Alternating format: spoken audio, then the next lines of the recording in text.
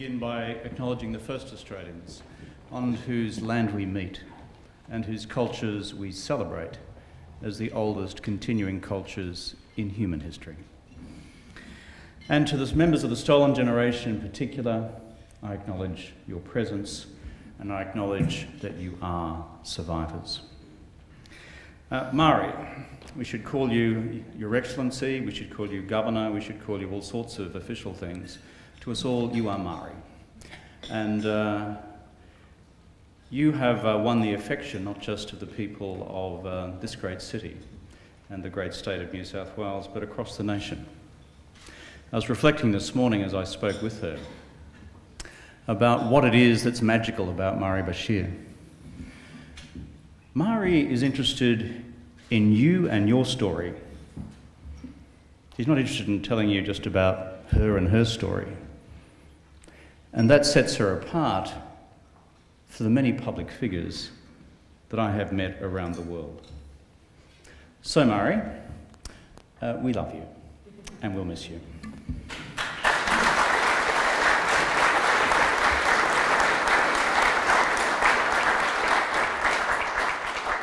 I think the Premier is with us, or has been with us. There he is, Barry. Good to see you.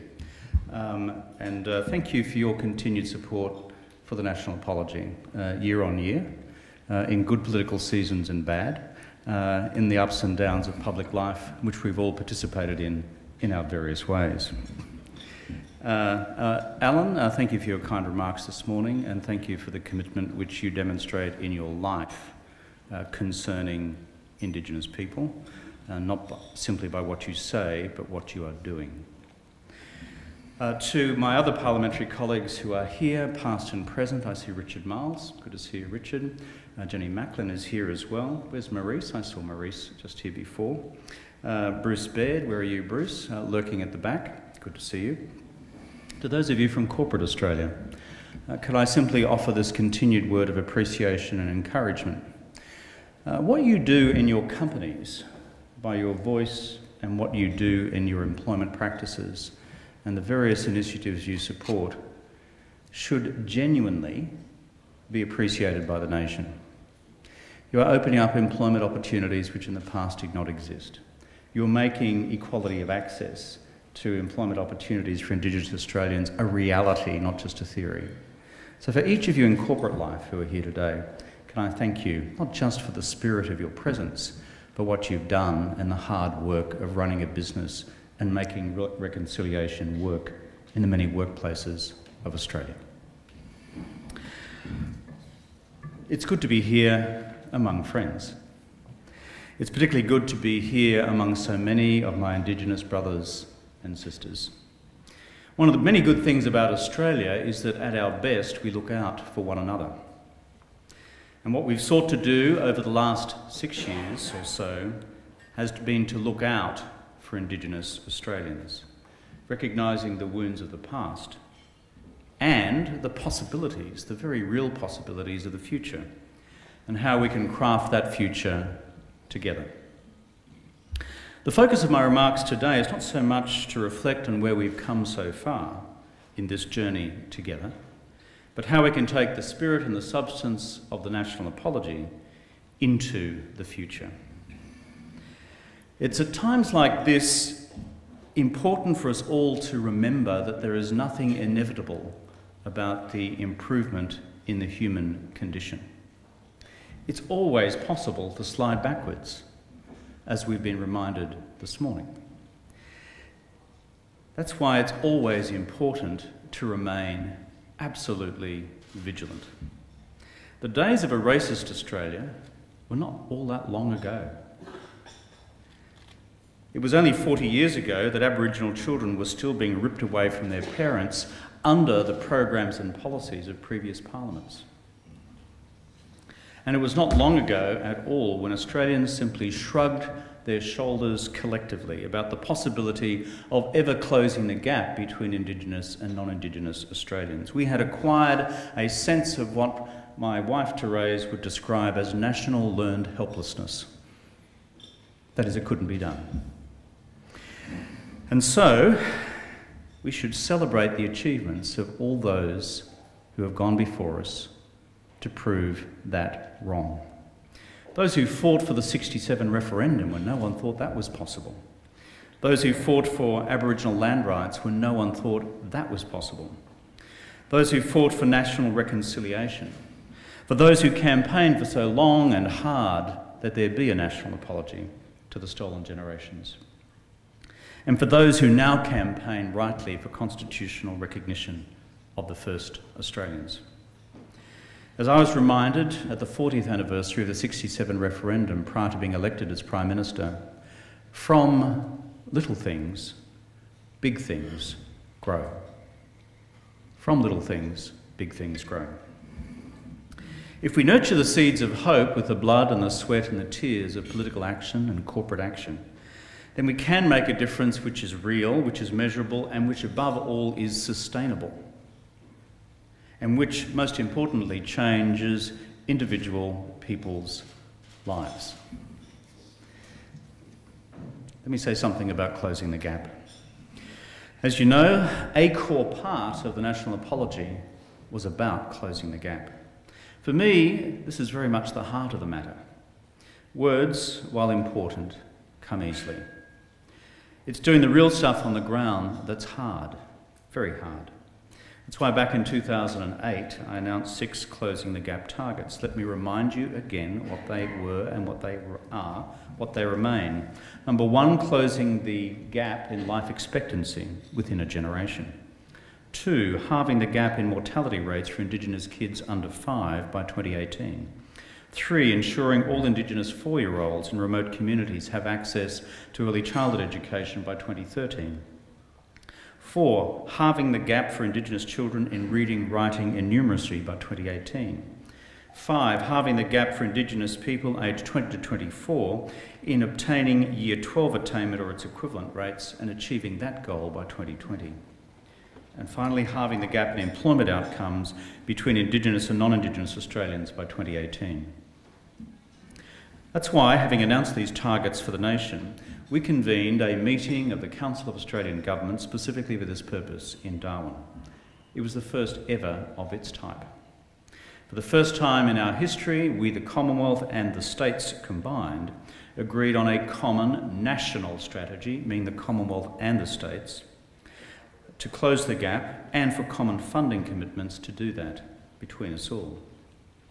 Prior to that, the Commonwealth and the states simply did their own thing, and it wasn't such a good thing that we did. And as of last year, we, the Commonwealth and the states, have so far allocated around $5.5 billion for this task of closing the gap against the 6 targets that I have mentioned.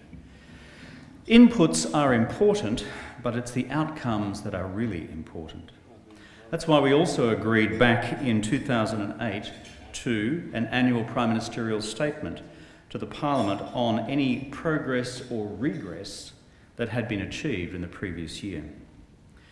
In Australia, on these questions today, there is no appetite whatsoever for gilding the lily. People just want to know the truth.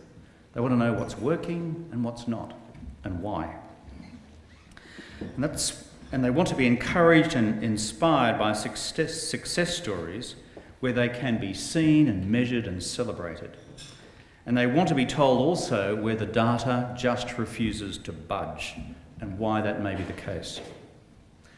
So how far have we actually come in these last 6 years? As of the 2013 Closing the Gap report, the life expectancy gap remains stubbornly high at 11.5 years for males and 9.7 years for females. And although the rate continues each year to come down by a modest amount, the report argues that much more will need to be done if this target is to be met by 2031. On halving the mortality rate for Indigenous kids under 5, a decline of 29% has been registered. The report argues that we are within range of meeting the 2018 target of halving this gap in infant mortality. On access to early childhood education, there's good news. We committed to 95% enrolment for Indigenous kids in remote communities by 2013, and according to last year's report, we were on track to meet that target by the end of last year. And I await with interest the production of this year's data.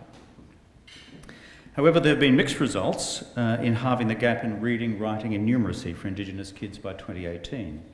According to the report, only 3 of the 8 numeracy and literacy targets are on track to be met, and there remains a further huge gap between urban Aboriginal children and those living in rural and remote areas.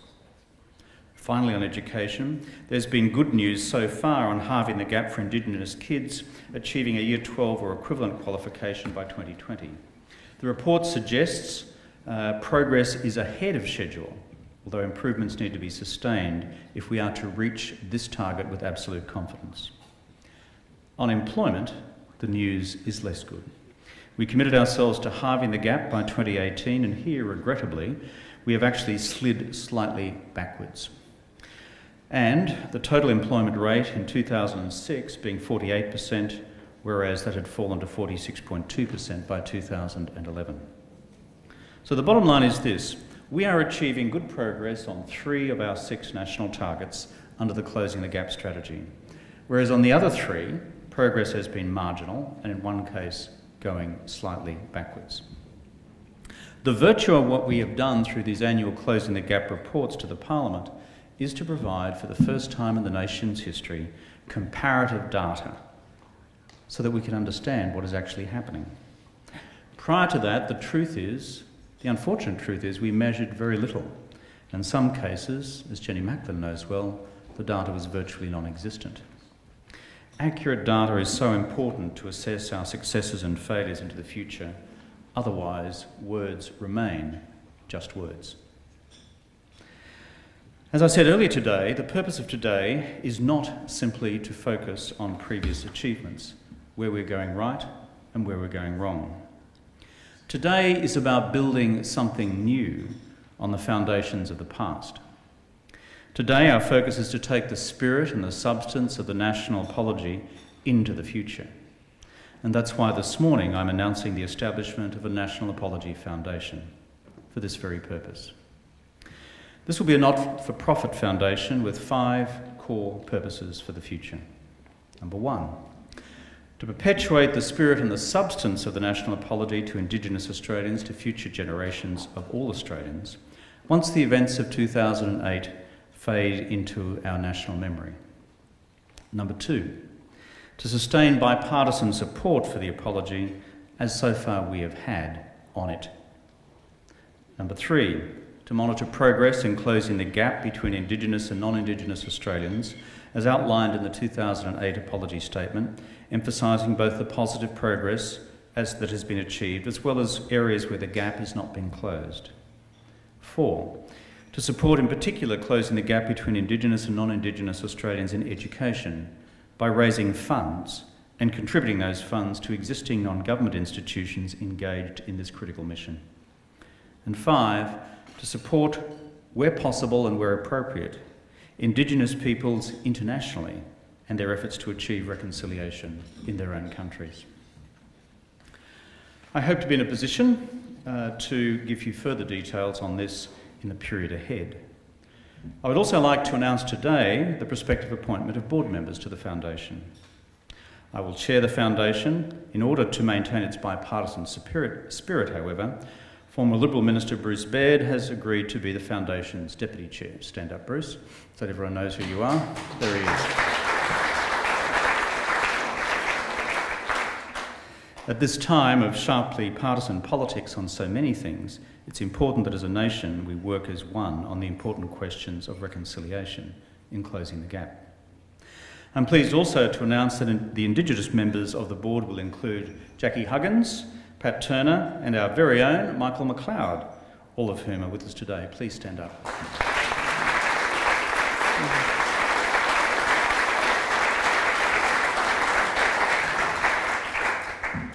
Non-Indigenous members of the board will include the nation's leading troublesome priest, Father Frank Brennan. Where are you, Frank?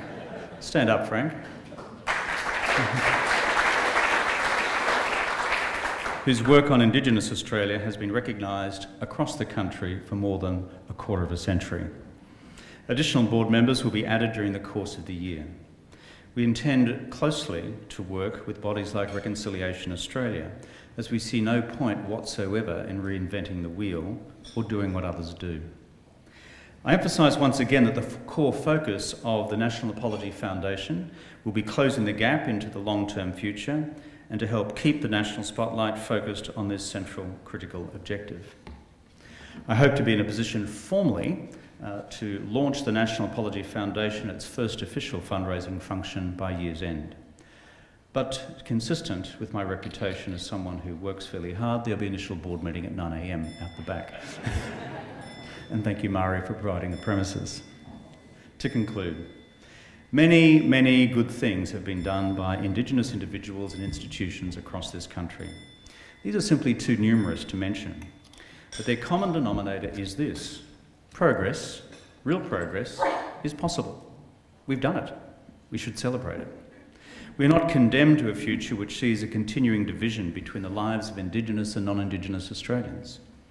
Beyond the intrinsic principles of social justice, the importance of which are self-evident, there is also something wonderfully imaginative about Indigenous Australia becoming such an embedded part of our future national consciousness as Australians. How we project Australia to the rest of the world. How we build a country which lives in real harmony and equity with our Indigenous communities. And a country whose creative edge, through its dance, its song, its paintings and its stories of the Dreamtime, are writ large in the minds of the world. And for Australia, this is something new. Rather than trying to hide our Indigenous origins from the rest of the world, as we once did, instead fully embracing our Indigenous identity as an intrinsic part and animating spirit of our full and complete national identity. The nation I believe we are becoming in the eyes of the world. And to my Indigenous brothers and sisters, let me say this: whatever I end up doing in the world in the future, always know this: I'll always be fighting for you, and I'll be in your corner. I thank you.